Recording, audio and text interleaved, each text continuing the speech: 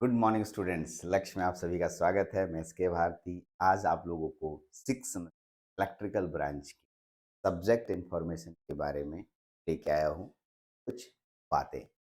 Exactly six semester electrical branch बहुत ही ज़्यादा परेशान है कि सर कब भारती सर हम लोग को इंफॉर्मेशन देंगे कि सब्जेक्ट कब कौन से टीचर्स और कैसे पढ़ाएंगे। समय आ गया है। मैं आपको सारी जानकारी यहाँ पर दे रहा हूँ। चलिए, पहले 2 कोट है, मैं पहले पढ़ देता हूँ। ये कोट आप लोगों पर एकदम फिट बैठेगा अभी के समय। पहली बात, ज़िंदगी में सफल होना चाहते हो तो अपने काम पे फ़ोकस करो, लोगों की बातों पे नहीं। ये चीज़ें मैंने बहुत पहले सीख रखी है और इसी बात पे मैं अपनी बात चलता हूँ। दुनिया में हज़ार लोग होंगे, हज़ार तरह की बातें बोलेंगे, इन्हीं की बातों पे मत ध्यान। अपने अपने ऊपर विश्वास करना, अपने ऊपर विश्वास करके आगे बढ़ना। बाकी बोलने वाले अपनी-अपनी बातें बोलते रहेंगे, ठीक है? इसलिए इस बात को एकदम ध्यान रखेंगे कि अपने काम पे फ़ोकस करो। हज़ार लोग टाँग खींचेंगे, हज़ार लोग हाथ खींचेंगे, हज़ार लोग कान खींचेंगे, ये किसी भी चीज़ पे ध्यान नहीं। चलिए आगे। और जो ये कोट है, इस कोट को तो एकदम आप पे आपको हकीकत बनाना है। मुश्किल नहीं है कुछ भी दुनिया में, तू ज़रा हिम्मत तो कर। ख्वाब बदलेंगे हकीकत में, ज़रा कोशिश तो। एग्ज़ैक्टली। अगर आप सोच रहे हैं, सपना देख रहे हैं कि मैं एक जूनियर इंजीनियर बन गया किसी बड़ी कंपनी में, या किसी बड़े ऑर्गेनाइज़ेशन में, तो सपना सपना है, यदि आप उसको हकीकत करने के लिए कोशिश नहीं। कोई कहता है कि बैठे-बैठे हमको अगर सभी चीज़ें मिल जाएँगी, ऐसा वो गलत सोचता है, ठीक है? इसलिए आपको मेहनत करना ही पड़ेगा, ठीक? और कोई कहता है बिना मेहनत किए मेरे पास मिल जाने वाला है, तो वो गलत सोचता है, एकदम गलत सोचता है। चलिए, आते हैं सब्जेक्ट इन्फॉर्मेशन पे। आप छठे सेमेस्टर के इंजीनियर हैं और कुछ दिनों बाद मेरे बराबर आप आ जाएँगे, ठीक है? अ अब आप अपने जूनियर को पढ़ाने की बात सोचने लगेंगे, ठीक है? या जूनियर को कुछ एडवाइस देने की बात सोचने लगे। अब आपको जूनियर एडवाइस के रूप में आपसे कुछ इन्फॉर्मेशन लेंगे, भैया जी आपने कैसे तैयारी की थी? अ, तो इस तरीके से आपको बताना पड़ेगा कि आप कैसे तैयारी किए थे। चलिए, इसलिए अब आपका समय आ गया है। समय आ गया है, हाँ, मेरा टाइम आएगा जो कभी बोलते थे आप, आपका टाइम आ गया है, ठीक है? एग्ज़ैक्टली। यहाँ पर आपके subject information, 6 semester electrical engineering के पास कुल मिला के 5 सब्जेक्ट आपको पढ़ने हैं। इन 5 सब्जेक्ट में 5वाँ जो है ओपन इलेक्टिव है, जिसे हम लोग सीओई बोलते हैं, सेंटर ऑफ एक्सीलेंस बोला जाता है। और सेंटर ऑफ एक्सीलेंस में ढेर सारे सब्जेक्ट्स दे दिए गए हैं। ये कॉलेज अपना सेंटर ऑफ एक्सीलेंस डिज़ाइन करते हैं, मतलब 3-4 इंस्टीट्यूट को मिलाकर एक सेंटर ऑफ एक्सीलेंस बनाते हैं और वहाँ पर उसकी पढ़ाई होती है। और वो अपने-अपने कॉलेजेस, आपको पता होगा कि किन-किन कॉलेजों को मिला के उनका सेंटर ऑफ एक्सीलेंस कहाँ बनाया गया है, ठीक? इसलिए सीओई पर अभी ज़िक्र नहीं हो। आज के वीडियो में सीओई पे ज़िक्र नहीं करेंगे हम। जो ज़िक्र करने वाले हैं बाकी 4 सब्जेक्ट हैं, एंटरप्रेन्योरशिप एंड स्टार्टअप्स, ठीक है? Okay, building electrification, utilisation of electrical energy and open elective 1 दे दिया है, जिसमें 2 सब्जेक्ट है, नेटवर्क थ्योरी और डिजास्टर मैनेजमेंट। इन 4 सब्जेक्ट पे हम लोग पूरी डिटेल बात करने वाले हैं। कौन किस सब्जेक्ट को यहाँ पर डील करेगा, उसके बारे में आपको बताने वाले हैं। तो एक-एक करके चलिए सब्जेक्ट पे बात करते हैं। सबसे पहले एंटरप्रेन्योरशिप एंड स्टार्टअप्स। इसको, ठीक है, आपके एनआईटी के टीचर्स बहुत ही बेहतरीन, बहुत ही हाईली क्वालिफाइड या एक्सपीरियंस टीचर कह सकते हैं।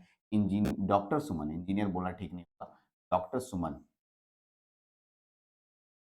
डॉक्टर सुमन, ये एक बहुत ही हाईली, आज से लगभग मेरे पास से 20 साल होने वाले होंगे, जब से 20 साल नहीं, मेरे करियर का जो जब शुरू किए थे उसी समय से मेरे साथ जुड़े हुए हैं और कंटिन्यू अपना डेडिकेशन के साथ अपना हमारे साथ साथ दे रहे हैं। तो डॉक्टर सुमन, जो कि अभी एनआईटी में प्रोफ़ेसर भी हैं, तो वो आपको बताएँगे। कुछ बच्चे इसको बहुत अच्छे से जानते हैं, इनको बहुत बेहतरीन तरीके से जानते हैं। मुज़फ़्फ़रपुर के बच्चे या उसके आस-पास के बच्चे, उस कॉलेज के बच्चे पढ़े भी हैं इनसे, ठीक है? और अच्छे से जानते हैं। तो डॉक्टर सुमन सर को एंटरप्रेन्योरशिप एंड स्टार्टअप्स का सब्जेक्ट दिया गया है। बिल्डिंग इलेक्ट्रिफिकेशन एक सब्जेक्ट है। बिल्डिंग इलेक्ट्रिफिकेशन, ये हमारे बहुत ही होनहार टीचर, ठीक है, इंजीनियर कुणाल सर लेंगे। Engineer Kunal, yes, Kunal sir इसको पढ़ाने के लिए माहिर इंसान है। उन्होंने कहा कि सर इसमें किसी भी बच्चे को परेशानी होने तो नहीं दूँ, किसी भी स्थिति में नहीं दूँ। क्योंकि एक समय था जब एस्टिमेटिंग कॉस्टिंग आपके पास सब्जेक्ट हुआ करते थे, थोड़ा-सा उससे ये अलग है, बट सर बोले कहीं कोई दिक्कत नहीं आएगी सर, ये सब्जेक्ट मेरी दुनिया का सब्जेक्ट, नहीं पढ़ाऊँगा इसको। और कुणाल सर ने बोला इलेक्ट्रिफिकेशन मैं ही डील करूँगा। तीसरा और चौथा subject utilization of electrical energy, एक थ्योरेटिकल सब्जेक्ट है। यूटिलाइजेशन का मतलब आप जानते हैं कि आप अपने दुनिया में कैसे एनर्जी को यूटिलाइज़ करते हैं। Exactly utilization of electrical energy में बहुत सारे थ्योरेटिकल सब्जेक्ट्स हैं और नेटवर्क थ्योरी, ठीक है? ये भी आपका ये न्यूमेरिकल सब्जेक्ट है। ये दोनों subject utilization of electrical energy और नेटवर्क थ्योरी, ये दोनों सब्जेक्ट, ठीक है, हमारे राजीव सर डील करेंगे। कौन कौन सर? राजीव सर, ठीक है, ये मेरे भी गुरुजी हैं, ये राजीव सर, इंजीनियर राजीव, ठीक है? इंजीनियर राजीव सर डील करेंगे और मेरे भी गुरुजी हैं, मैंने भी इनसे नेटवर्क अपने बीटेक के ज़माने में मैं इस सर से, ठीक है, नेटवर्क पढ़ा है, ठीक है? तो बेहतरीन डील करते हैं। अगर आप चक्रवर्ती बनाते हैं, मैं अभी भी याद रखता हूँ सर को जब भी याद आता है तो चक्रवर्ती याद आता है। चक्रवर्ती कैसे बनाता था, क्योंकि इतनी मोटी किताब है मेरे को कुछ समझ भी नहीं आता था और मैं कुछ कर पाता हूँ अगर नेटवर्क की दुनिया में तो उसका श्रेय राजीव सर के पास जाता है और देना भी चाहिए अपने गुरुजी को, ठीक है? कि उनके द्वारा ही मैंने हर नेटवर्क के मतलब चक्रवर्ती के नेटवर्क के क्वेश्चन किया था। ठीक है? तो आप भी करें, मैं कहूँगा करें। यूटिलाइज़ेशन ऑफ इलेक्ट्रिकल एनर्जी अ, वो जब से बीटेक जॉइन किए तब से वो पढ़ा रहे हैं, इसलिए उन दोनों पेपरों की ज़िम्मेवारी पूरी तरीके से राजीव सर। अब आता है डिज़ास्टर मैनेजमेंट, ये एक इम्पोर्टेंट सब्जेक्ट है, लेकिन इस सब्जेक्ट को यहाँ पर रोक दिया गया है। अभी ये क्लियर आप लोगों का नहीं है क्योंकि आप अभी कॉलेज जा रहे हैं, इनिशियल स्टेज है, कॉलेज में जाएँ। जिन-जिन कॉलेजों में डिज़ास्टर मैनेजमेंट की बात कही जाएगी, क्योंकि ये इलेक्टिव है का मतलब चुनना है। अब डिज़ास्टर मैनेजमेंट किस कॉलेज को दिया जाएगा कि नहीं दिया जाएगा, ये इलेक्टिव आपको चुनना है या कॉलेज चुनेगा, ये डिसीज़न नहीं है। जैसे ही इसकी संख्या या आपके कॉलेज में डिज़ास्टर मैनेजमेंट आपको दिया जाता है, ठीक है? दिया जाता है। और वहाँ कोई चारा नहीं है। इसके लिए भी टीचर्स हैं, 3 टीचर्स तैयार हैं, आराम से, ठीक है, आपको वीडियोज़ मिल जाएगी। लेकिन मैं जहाँ तक मानता हूँ यदि आप हमसे पूछते हैं एज़ ए टीचर कि सर मुझे कॉलेज में नेटवर्क और डिज़ास्टर मैनेजमेंट में क्या चूज़ करना चाहिए? तो आँख पट्टी बाँध के मैं बोलूँगा कि सर आपको नेटवर्क थ्योरी चूज़ करनी चाहिए। एग्ज़ैक्टली डिज़ास्टर मैनेजमेंट अपनी जगह पर अभी के ज़माने का एक अच्छा सब्जेक्ट है। लेकिन हमें साथ-साथ कॉम्पिटिशन को भी देखना है और कॉम्पिटिशन के पॉइंट ऑफ व्यू से आप नेटवर्क को लीजिएगा तो ज़्यादा फ़ायदेमंद होगा, ठीक है? और वो आपके कॉम्पिटिशन में हेल्प करेगा, ठीक है? बाकी आपके नॉलेज पॉइंट ऑफ व्यू से आजकल के ज़माने में नए-नई दुनिया के नए-नए सब्जेक्ट जो पढ़ रहे हैं कि उनसे कदम ताल मिलानी है, तो डिज़ास्टर मैनेजमेंट अपनी जगह पर भी एक सब्जेक्ट सही है। लेकिन नेटवर्क थ्योरी चुनने की बात मैं करूँगा कि आपको अगर कोई कहता है चूज़ करो, तो अपने आने वाले भविष्य के आधार पे आपको नेटवर्क को चुनना चाहिए और यही लेना चाहिए। लेकिन अगर कहीं-कहीं कॉलेज में क्या होता है, नहीं आपको यही पढ़ना ही है, ठीक है? इन दैट केस आपके पास कोई चारा नहीं होता है। अगर वैसे केस में अगर आपको डिज़ास्टर मैनेजमेंट चुनने की बात कही जाती है, तो आप घबराएँगे नहीं। मैं हूँ और मैं आपको डिज़ास्टर मैनेजमेंट अच्छी वीडियोज़, ढंग की वीडियोज़ दूँगा। ये वादा है, ठीक है? हाँ, अब इसमें आता है ओपन इलेक्टिव। ओपन इलेक्टिव की ज़िक्र यहाँ नहीं करने वाला हूँ। ओपन इलेक्टिव एकदम अपने आप में एक सिलेबस ही है। मतलब मान लो एक सेमेस्टर का सिलेबस है। देखो इतने सारे सब्जेक्ट हैं कि एग्ज़ैक्टली सभी का ज़िक्र एक अलग वीडियोज़ में होगी तो अच्छा होगा, ठीक है? तो मैं 4 सब्जेक्ट की जानकारी आपको यहाँ पर दे रहा हूँ। चारों सब्जेक्ट आपके सामने हो गया है, चारों सब्जेक्ट यहाँ मिल गया। बहुत सारे बच्चे अब नज़र डाले होंगे कि भारती सर आगे कुछ और बोलेंगे और एग्ज़ैक्टली वही सोच रहे होंगे फ़ी क्या बताएँगे? फ़ी के बारे में कुछ तो ज़िक्र करेंगे। हाँ, चलिए फ़ी के बारे में बता देते हैं, ठीक है? तो चलिए फ़ीस पे बात करते हैं। आप लोगों को गुरु दक्षिणा जिसको आप बोलते हैं, ठीक है? पिछली बार से फ़ीस कम है, ठीक है?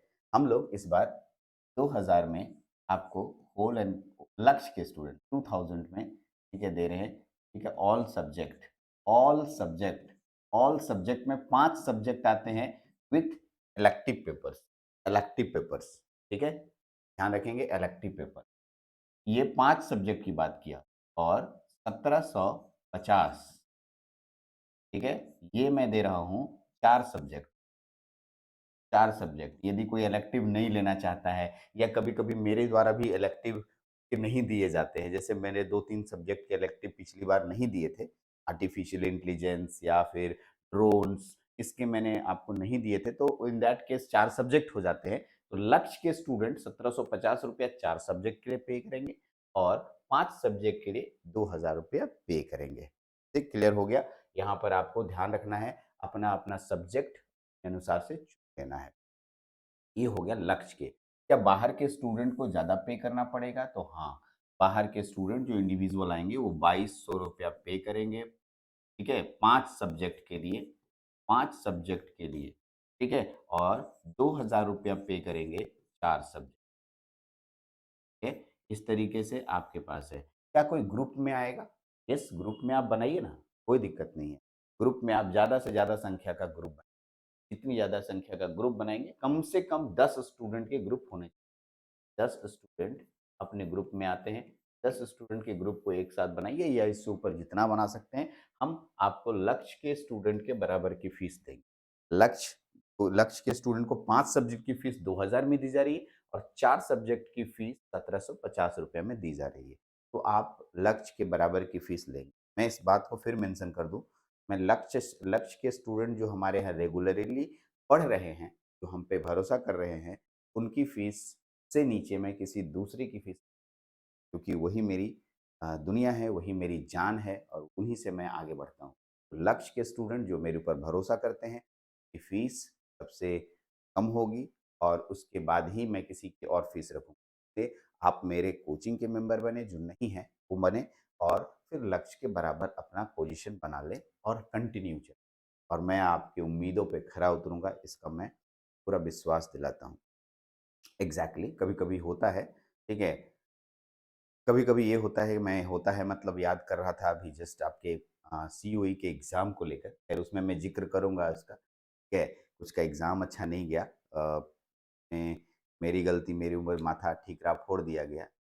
ये ज़िक्र उस समय करना ठीक होगा, लेकिन ये मेरी गलती नहीं थी। जिसकी गलती थी उसको तो आपने एक शब्द नहीं बोला, लेकिन जिसकी गलती नहीं थी उसको बोला, ठीक है? ये गलत बात है, मत जुटाना चाहिए और जो चीज़ें आप हमको बोल रहे थे, वो चीज़ें आप एसबीटी के जितने भी बड़े मेंबर्स हैं, आला कमांड्स ऊपर बैठे हुए हैं, उनको बोलना चाहिए। चलिए कोई बात नहीं, फिलहाल अब अपना एक्सक्यूज़ेज़ क्या देना, कि जो चीज़ें हैं सो हैं। तो आपको फ़ी मिल गया, आपको सब्जेक्ट की जानकारी मिल गई। वीडियोज़ जल्द ही 1 से 2 दिन में सभी वीडियोज़ अटैच की जा रही हैं। सभी का मतलब कुछ वीडियोज़ बनी हुई हैं, वो मिल जाएँगी आपको और कुछ वीडियोज़ नहीं बनानी पड़ेंगी, वो आपको स्लोली मिलेगा। स्लोली का मतलब उम्मीद है जैसे आपको वीक में 3 वीडियो, 4 वीडियोज़ आपको अटैच कर दिए जाएँ, ठीक है? बाकी इसके बाद जो भी डाउट्स होता है, किसी भी को किसी भी तरह की डाउट्स है, तो आप मेरा एक नंबर मैं दे रहा हूँ, इस नंबर पे आप हमें कॉल कर सकते हैं। ठीक है? नंबर पे आप हमें कॉल कर सकते हैं 9430375191। इस नंबर पे आप व्हाट्सएप भी कर सकते हैं, कॉल भी कर सकते हैं। किसी भी तरह की क्वेरीज़ होगी, आप कॉल कीजिएगा, हम उसको आपकी जानकारी देंगे कि हाँ, आपको क्या किस चीज़ की क्वेरीज़ है। ठीक? हाँ, अब यहाँ तक तो हो गया सब्जेक्ट। ये बहुत ही आसान चीज़, लेकिन आपको फिर से मैं बोल रहा हूँ, अब आपका समय आ गया है। जो भी मैंने कुछ देर पहले इस शब्द का इस्तेमाल किया, आपका समय आ गया है अब आगे बढ़ने का। कोई उपाय नहीं है दुनिया में कि हाँ, हमको कोई मेरे पापा के पास इतनी संपत्ति है कि मैं आराम से राजा-महाराजा की तरह, मुझे नहीं लगता है कि किसी बच्चे के पास ऐसा कुछ हो। होगा तो एक्सेप्शन उसको मान के चला जाए कि उनके पापा के पास 10-12 बिल्डिंगें हैं और 50-60 कट्ठा ज़मीन है कि चलो भाई मेरा 3 पुश्त खाएगा। सभी के घर मिडल लोअर क्लासेस से बिलॉन्ग्स करते हैं। सभी के पापा या तो स्ट्रगल करते हैं या किसी छोटे जॉब में हैं। आपको उनकी उम्मीदों को कितना खरा बनाना है, ये आपको सोचना है। कितना आप मेहनत करते हैं, आपको खुद सोचना है, ठीक? और यहाँ पर अगर आप थोड़ा भी कमज़ोर होते हैं ना, अब आप यही बोलूँगा कि आगे कुछ नहीं होने वाला, कोई कुछ नहीं कर सकता है। भारती सर यहाँ से अभिषेक करेंगे आशीर्वाद कि जाओ वत्स तुम्हारा कल्याण हो, नहीं हो जाएगा। वो फ़िल्मों में होता है और वो काल्पनिक दुनिया में हो। फ़िलहाल बोलूँगा कि आपके कलम और आपकी कॉपी और आपका शरीर, आपका साथ, आपका समय ही आपको आगे बढ़ाए। अगर मेहनत करना जानते हैं और मेहनत करना चाहते हैं, तो आगे बढ़िए और कीजिए। और एक बात बोल रहा हूँ, जिस दिन लड़ना सीख जाइएगा, छीन के ले आइएगा। और अगर आपको छीनने आता है, छीनना पड़ेगा। एक ही मोह माया में मत जाइए, मेरा दोस्त है, मेरा भाई है, मेरा कैसे लेंगे नौकरी। छीनना पड़ेगा नौकरी, और छीनने के लिए आना चाहिए आपको। कितने लोगों को छीनने आता है, उस अब आपको सीखना पड़ेगा, सीख जाइए और आगे बढ़िए। चलिए, इसी उम्मीद के साथ कि हाँ, आप अच्छा करेंगे और आपका भविष्य हमेशा उज्जवल हो, मेरी ऐसी कामना है। मैं हमेशा यही कामना करते रहूँगा कि आपका भविष्य उज्जवल, ठीक है? लेकिन मेहनत आपको ही। चलिए, तो और कोई जानकारी होगी, आप मेरे ऊपर के नंबर से बात कर लें, ठीक है? नहीं रहेगा आज की जानकारी में, और कोई जानकारी होगी, चलिए, इसी उम्मीद के साथ कि आप अच्छा करें, बढ़िया से पढ़ाई करें। Thank you.